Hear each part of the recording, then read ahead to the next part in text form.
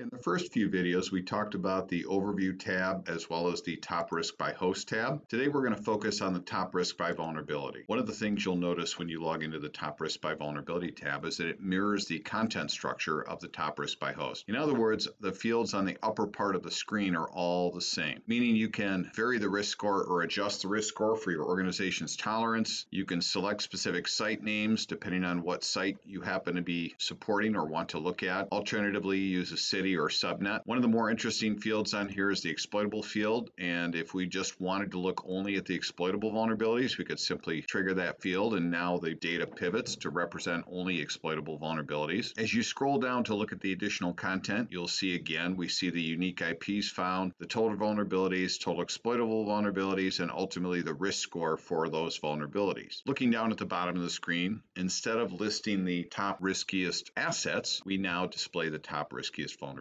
And there's a good reason for this.